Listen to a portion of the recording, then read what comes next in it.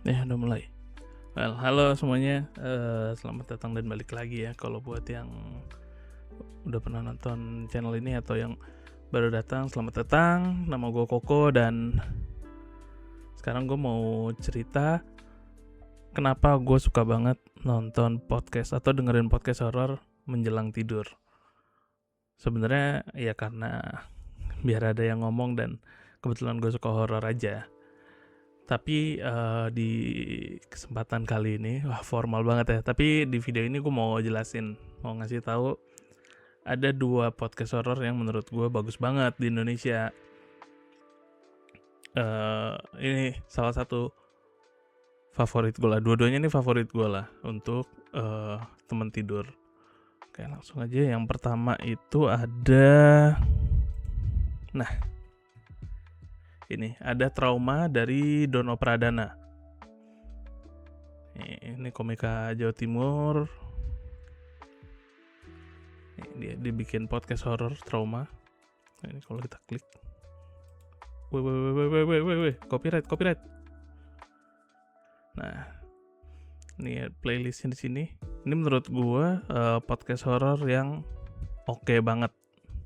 Pertama, karena mungkin narasumbernya adalah teman-teman komika Jawa Timur dan Surabaya tentunya. Jadi secara bercerita si narasumbernya enak gitu didengerin, dan ceritanya juga yang nggak berlebihan gitu, mostly nggak berlebihan lah, masih yang seremnya tuh kalau dibayangin ya emang apa sih, bikin chill, thrilling, apa sih, menegangkan gitu, bukan yang sampai yang ekstrim banget gitu, enggak seremnya. Makanya gue tuh justru seneng cerita-cerita yang masih terlalu biasa. Seremnya tuh ya serem aja gitu, nggak yang sampai yang gokil gitu, nggak perlu sampai yang epic gitu seremnya. Dan di sini tuh yang gue senang adalah jadi konsepnya Dono Pradana ini di series Traumanya ini, dia tuh konsepnya kayak nongkrong tengah malam. Nah jadi kan kita kalau nongkrong tengah malam biasanya juga gitu kan, nongkrong tengah malam misalkan ngopi sampai tengah malam itu tiba-tiba aja jadi ngobrolin horor. Nah konsep itu dibawa oleh Dono Pradana di podcast ini itu jadi bagus banget. Tapi emang kayaknya produksian dari Dono Pradana semua bagus ya. Ada waktu itu ada Bondowani, itu juga bagus banget produksiannya. Dan ya ini podcast horornya juga bagus. Buat teman-teman yang bingung nyari podcast horor, mungkin bisa Dono Pradana ini. Tapi karena ini mostly Jawa Timur ya, jadi kebanyakan akan berbahasa Jawa. Jadi buat teman-teman yang di Jawa sih, Jawa Tengah ya, Jawa Tengah ke Timur tuh masih oke lah untuk ini. Tapi untuk teman-teman luar pulau atau luar Jawa Tengah dan Jawa Barat yang bahasanya bukan bahasa Jawa, mungkin akan kesulitan, mungkin akan sedikit menemui kesulitan. Cuman banyak yang pakai bahasa Indonesia juga kok ceritanya. Jadi ya oke-oke nih, overall bagus. Kalau kalian mau dengerin ini, dengerin yang episode adanya Pak AB itu oke banget, serem banget menurutku.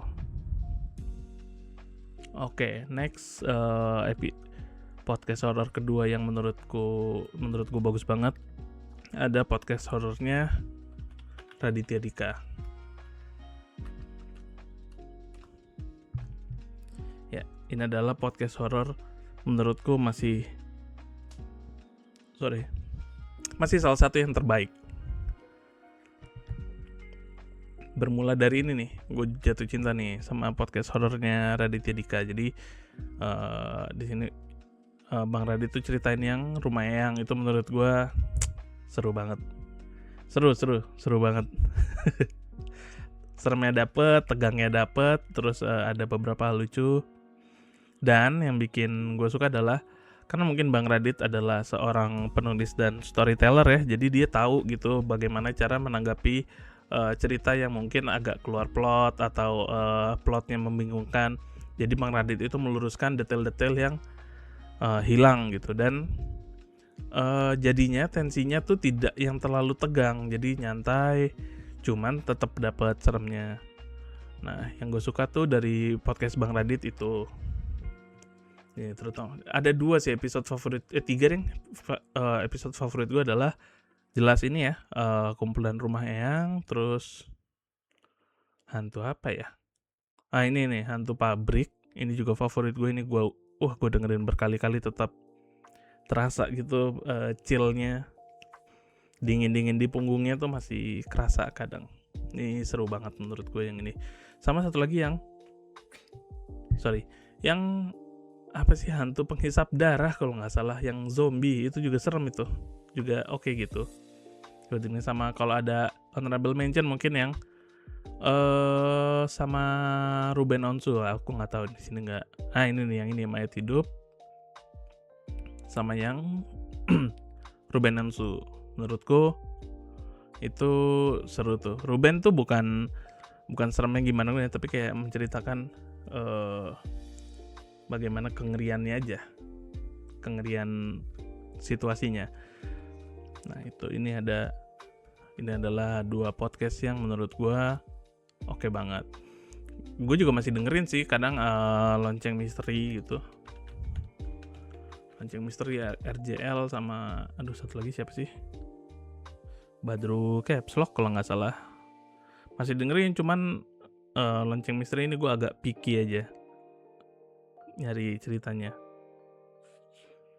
gitu. Itu yang menurut gue bagus tuh tadi tuh 2 itu. Topnya itu menurut gue masih Raditya Dika sama Dono Pradana. Cuman sayang ya, Bang Radit sudah tidak melanjutkan podcastnya lagi, jadi agak sedih gitu ya. Nggak sedih sih, biasa aja, cuman sangat menunggu lagi ininya, podcast horornya. Nah itu tadi 2 ya. Kalau gue sendiri sih pribadi lebih suka podcast horor yang ceritanya tuh nggak terlalu epic gitu, nggak yang terlalu apa ya, ada batasan dimana kayak ini cerita kalau dilanjutin bisa jadi bahan film gitu. Nah gue tuh nggak terlalu menikmati cerita-cerita yang seperti itu. Gue tuh suka cerita-cerita yang masih biasa aja gitu, horornya tuh biasa aja. Justru menurut gue yang merinding, kayak misalkan yang hantu pabrik itu menurut gue serem karena mengganggunya itu tidak yang sangat epic gitu. Serem banget iya, cuman gak yang terlalu epic, ceritanya gak yang sampai setiap momen serem gitu. Gak, ada momen-momen yang emang thrilling aja, kayak bikin merinding aja gitu, bukan yang sampai takut gitu. Nah itu gue seneng yang cerita-cerita gitu, makanya gue seneng banget sama cerita Rumah Eyang tuh juga begitu, karena hantunya tuh nggak yang epic gitu, ceritanya tuh nggak yang sampai epic gitu, tapi masih dekat juga gitu. Apa ya, gini, gampangnya adalah cerita horor yang gue senang adalah cerita horor yang sangat memungkinkan kalau hal tersebut terjadi ke kita. Makanya hal-hal yang terjadi di Rumah Eyang itu sebenarnya sangat memungkinkan untuk kita alami gitu, kejadian-kejadiannya, makanya serem. Terus hantu pabrik juga itu hal-hal yang sangat mungkin terjadi, kita temui dimanapun, nggak cuma di pabrik. Itu makanya menurut gue serem. Nah kalau yang kasus cerita hantu mayat itu sebenarnya memang sudah ada di ambang batas menuju menjadi ini cerita bisa jadi film gitu. Tapi teror-terornya itu yang bikin gue ngerasa ini bisa kita alami gitu. Sama kalau nggak salah di Lonceng Misteri ada yang favorit gue banget tuh. Bentar. Lonceng Misteri itu teror pocong kampung atas kalau nggak salah. Nah ini salah satu favorit gue juga. Ini tuh adalah hal-hal yang kenapa gue seneng banget, karena hal ini itu bisa terjadi di kita gitu, di kampung kita juga bisa gitu.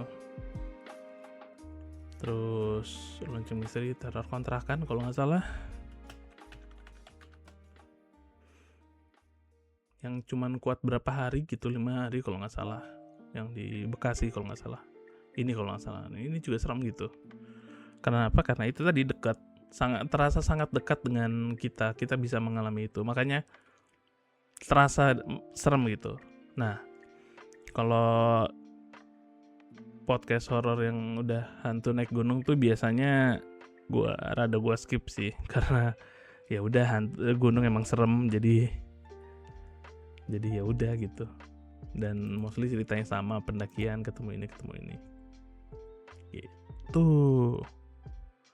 Nah, langsung closing aja deh. Ya, terima kasih buat teman-teman yang kalau ada yang menonton,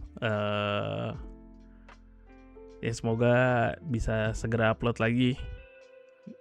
Dah, kalau kalian ada, kalau sebenarnya gue lagi butuh referensi podcast horor juga. Kalau misalkan kalian ada channel podcast horor favorit, boleh deh kasih tahu ke gue. Terima kasih banget nih sebelumnya. Oke, terima kasih buat yang udah nonton sampai akhir ya. Kalau melihat closing ini, ya sampai jumpa di video berikutnya. Dadah.